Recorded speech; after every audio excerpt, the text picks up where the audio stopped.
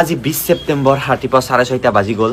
জুবিন দা অবিহনে প্ৰথমটো ৰাতিপুৱা মানে এতিয়াও যেন বিশ্বাস হোৱা নাই, প্ৰায় বহুতৰে বিশ্বাস হোৱা নাই এতিয়াও যে জুবিন দা আমাৰ মাজত নাই। এতিয়াও এনেকুৱা লাগি আছে যে জুবিন দা আহিব, আহি ক'ব যে কোনে নিউজ বজাই আছে মোৰ এইটো নিউজ, কোন গৰুকেইটা মানে মানে এইটো জুবিন দাৰ ঘৰ। যোৱাকালি ৰাতি তাতে প্ৰায় 1-2 বজালৈকে আছিলোঁ। মানে মানুহ কি ক'ম, মানুহে প্ৰটেষ্ট কৰি আছে যে আমাক জুবিন দাক ঘূৰাই লাগে। কিয় জুবিন দাক নিয়া হৈছিল নৰ্থ ইষ্ট ফেষ্টিভেললৈকে? কিয় জুবিন দা যদি অসুস্থ আছিল, জুবিন দাৰ যদি তেনেকুৱাকৈ এটেক এটা আহি থাকে মাজে মাজে, কিয় জুবিন দাৰ কাষত থকা মানুহখিনিয়ে গম পোৱা নাছিল যে এই এটেকটো জুই হওক পানী হওক এনেকুৱা অৱস্থাত যদি হয় ইয়াক মানে বহুত হয় কিয়? তো সেইটোৱে জুবিন দাৰ কাহিলী পাৰাত থকা ঘৰটো। গৰিমা বহুকালি তললৈকে ওলাই আহিছিলে, মানে ভাবিব নোৱাৰা মানুহ। বৰ্তমানো চাওক পুলিচ গোটেই ৰাস্তা বৰ্তমানো ব্লক। আৰু আজি যিটো পৰিস্থিতিৰ সৃষ্টি হ'ব ইয়াতে ভাবিব পৰা নাই। বলক একবাৰ তললৈকে চাই আহোঁ। প্ৰথমবাৰৰ কাৰণে মানে মই অনুভৱ কৰিছোঁ যে কিমান বেছি বেয়া লাগিব পাৰে যেতিয়া মনৰ মানুহ এজন হেৰাই যায়। মই কিমান ভাল পাইছিলোঁ, মই বুলি নহয় গোটেই অসমবাসীক সেই মানুহজনক আজি হেৰাইছে, যিজন মানুহক মানে মই ভাবিবলৈ হয়তো এই দুখটো ইমান সহজে নাযায়। দুৰ্গা পূজা, এইবাৰ দুৰ্গা পূজা কি হ'ব? এইটোতো দুৰ্গা পূজা বাদ দিয়ক, বিহু জুবিন দা অবিহনে বিহু পচিবল নেকি? তো এইটো জুবিন দাৰ ঘৰ। যোৱাকালি ৰাতি প্ৰায় 1-2 বজালৈকে তাতে বহি আছিলোঁ। কিছুমান মানুহেতো গোটেই ৰাতি নগ'লে ঘৰত, ইয়াতে থাকিলে। সকলোৰে জাষ্ট দাবী যে জুবিন দাক আমাক ঘূৰাই লাগে। কিয় জুবিন দাক নিয়া হৈছিল নৰ্থ ইষ্ট ফেষ্টিভেললৈ? কিয়? এতিয়া জুবিন দা চাগে ইয়াত নাহিব নেকি, না আহিব ভালকৈ গম পোৱা হোৱা নাই। ইয়াত আহিব নেকি? ইয়াত নানে লাগে, ইয়াত আনিলে বহুত দূৰ হৈ যাব। আজি কেইটাত পাব? 2 বজাত।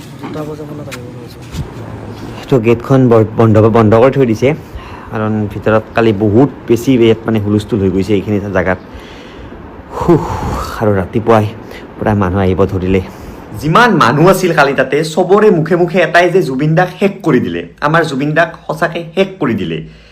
মানে চব জুবিন দা এজন এনেকুৱা মানুহ মই বহুতবাৰ লগ পাইছোঁ যে সদায় ফূৰ্তিত থাকে, সদায় মানে পাৰি পাইছোঁ যে যে কিবা পাইছোঁ যে বোলে ৰাস্তাত কিবা এটা হৈ আছে, বিয়া এখন চলি আছে, বেংক পাৰ্টি চলি আছে, বেংক পাৰ্টিৰ লগত গৈয়ে 2টামান বাজনা বজাই দিব। হা, কিন্তু কাষত থকা মানুহখিনিয়ে জানিব লাগিছিল যে কিমানলৈকে ছেফ, কিমানলৈকে নহয়। সেইটোৱে কৈ আছে সকলোৱে যে কিয় ইমান ডাঙৰ শিল্পী এজনক লৈ গৈ পিনে কিয় এনেকুৱা অলপ মানুহ নকৰিলে। ইমান কাষত মানুহ আছিল, আপোনালোকে চাগে চাইছে, ক্লিপটো চাইছেই। মোক ছিংগাপুৰৰ বা এজনী ফটো এটা দিছে। ছিংগাপুৰ এয়াৰপৰ্ট যেতিয়া জুবিন দা গৈ পাইছিলে, সেয়া জুবিন দা, চাওক জুবিন দা, সেয়া ছিংগাপুৰৰ প্ৰবাসী অসমীয়াৰ লগত আৰু জুবিন দা, এয়া জুবিন দা। কিন্তু মানে দেখিলে অলপ গম পাই যে জুবিন দা দুৰ্বল অৱস্থাত আছে, মানে নাই। চাওক ডাইৰেক্ট মই দাদাক ফোনে কৰোঁ, ৰ'ব কি হৈছিলে দাদা, অলপ কিবা গম পাব। হয় দাদা কওকচোন, মানে ক'ত গৈছিলে একচুৱেলি জুবিন দা? প্ৰথমতেতো সেইটো জেগাত লৈ যাব নালাগে। কি কাৰণে আইলেণ্ড যিটো হয়, চেইণ্ট জন বুলি আইলেণ্ড আছে, সেইটো আইলেণ্ড ইমানো খাস আইলেণ্ড নহয়। তাতকে ভাল আইলেণ্ড তুমি ইণ্ডিয়াতে পাই যাবা। আৰু যিখন ক্ৰুজ, সেইটো ক্ৰুজো নহয়, তাত গ্ৰুপত লৈ যায়। তাত মানুহ বছ প্ৰাইভেট বুলি কৈ গৈছে, মানে মানুহ কম হৈছে, এচিও নাই তাত। দাদা এনে য'ত গৈছিল তাত মানে কিমান দূৰত গৈছিল, মানে সাগৰৰ পাৰৰ পৰা কিমান দূৰলৈ গৈছিল? আধা ঘণ্টামান হ'ব, সেইটো আইলেণ্ড বুলি ক'ব নোৱাৰা। আৰু যিটো হস্পিটেল ঘূৰি আহিবলৈ তোমাৰ 1-1.5 ঘণ্টামান লাগি যায়। ইমান দূৰলৈও নহয়, আইলেণ্ড বুলি ক'ব নোৱাৰা। এইটো আইলেণ্ডটোৰ নাম কি আছিলে দাদা? Saint John's Island. ST okay, Singapore Saint John Island বিচাৰি পালোঁ। এইটো একো নাই তাত। তো তেওঁলোকে মানে মাৰিনাৰ পৰা এইখিনি মেনৰ পৰা এইটো আইলেণ্ডত আহিছিল। আৰু এই আইলেণ্ডটো মানে টুৰিষ্টিক আইলেণ্ড নহয়, ইমান নহয়। নৰ্মেল মানুহ তুমি যেনেকে ভাত খাবলৈ যোৱা যায় কেতিয়াবা, পিকনিক স্পট বুলি ক'ব পাৰা। টুৰিষ্ট বুলিও নকয়, টুৰিষ্টো নাযায়, বাহিৰৰ পৰা কোনো নাযায় তালে। হয়। লোকেল মানুহবোৰে যেতিয়া যায় ভাত খাবলৈ, সেইটোৱে কথা। পিকনিক মানে হ'ল যে পাহাৰলৈ যোৱা কেতিয়াবা, এনেকুৱা টাইপ হয় লোকেলৰ কাৰণে। অ'কে, তো চাবলগীয়া একো নাই। হা, তো ৰাইজসকল এইখন ছিংগাপুৰ দেখিছে, আৰু ছিংগাপুৰত জুবিন দাহঁতে এই ইয়াৰ পৰা ক্ৰুজ লৈছিলে, ক্ৰুজ মানে এখন নাও আৰু নাও এখন লৈছিলে, লৈ পিনে এই আইলেণ্ডটোলৈ আহিছিলে আৰু এই আইলেণ্ডটোৰ পাৰতে ক'ৰবাত তেওঁলোকে অলপ নামি পিনে সাঁতুৰি গৰমত আৰু সাঁতুৰি কৰোঁতে সেই দুৰ্ঘটনাটো ঘটিল আৰু তো জানিব লাগে ন যে এনেকুৱা এটা ৰিম'ট আইলেণ্ড য'ত মানে টুৰিষ্টো নাযায়, একো ভিতৰত একো ফেচিলিটি নাই, কিয় লৈ গৈছিলে জুবিন দাক। আৰু সেই আইলেণ্ডটোত এই ভিডিঅ'টো, এইটো আইলেণ্ড দেখিছে, এইফালে পাৰো আছে দেখিছে জুবিন দাই এনেকৈ, তো অলপতো ৰাখি মানে এইফালে যদি কিবা ফেচিলিটি থাকিলে যে হস্পিটেল বেলেগ কথা।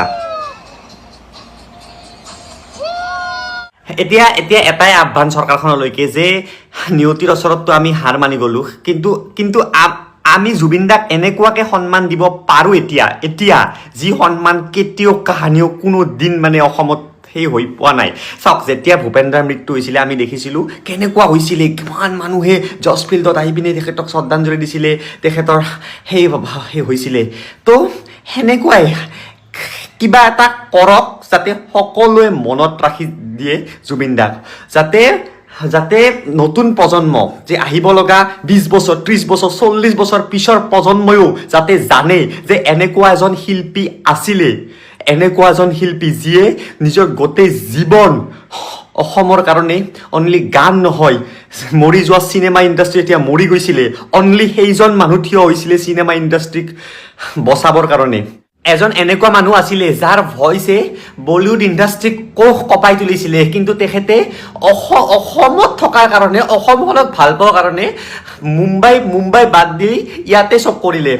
আজি যদি কিবা মানুহজনৰ কিবা প্ৰব্লেম হয় সেই মানুহজনৰ ওচৰলৈ গ'লেই হ'ল, না তেওঁ ষ্টাৰডম দেখাব, না তেওঁ কিবা দেখাব, তেওঁ যি পাৰে কিবা এটা দিব। সেনেকুৱা মানুহ এজন আছে, তেওঁৰ নামত কিবা সংগীত বিশ্ববিদ্যালয় হয়, সেইবিলাক পিছত হৈ থাকিব। কিন্তু বৰ্তমান আৰু এটা কথা ভাবোঁ, সৰু সজাত একদিন ৰাখিব বুলি কৈছে জুবিন দাক। মোৰ মতেতো একদিন কাফি নহয়, কাৰণ গোটেই অসমবাসীয়ে তেওঁক শেষবাৰৰ কাৰণে চাব ইচ্ছা কৰে। তো মোৰ মতে তেওঁক 4-5 দিন ৰাখক কমচে কম, যেতিয়ালৈকে মানুহৰ হেঁপাহ নপলায়। কাৰণ এইটো এনেকুৱা বস্তু নহয় যে আমি কাবাৰ সিহঁৰ কাৰণে দিছোঁ, এইটো এটা ভিতৰৰ এটা ইমান আমি সৰুৰ পৰা যাৰ গান শুনি ডাঙৰ হৈছোঁ, সৰুৰ পৰা সেই ভিতৰৰ সেইখিনি আমি জুবিন দাক শেষ শ্ৰদ্ধাঞ্জলি নিদিয়াকৈ নহ'ব। তো তাড়াতাড়ি নকৰিব প্লিজ, গভৰ্ণমেণ্টলৈ আহ্বান, তাড়াতাড়ি নকৰিব। কালি বাৰু মামাই কৈছেয়ে যে তেখেত অহাৰ পিছত ইয়াত দেখা যাব যে কিমান দিন ৰখা হয়, কেনেকুৱা কি কৰা হয়। তো সকলোৱে শ্ৰদ্ধাঞ্জলি দিব বিচাৰে, তো আপোনালোকো আহিব শেষবাৰৰ বাবে মৰমৰ শিল্পীজনক, সেই যুগটোক, শিল্পী নহয় এইটো এটা সময়, এইটো এটা যুগ, সেই যুগটোক আমি বিদায় পাই নাই আৰু। তো এইটোৱে আৰু মই মৰিলে এইটো গানে বাজিব কিন্তু।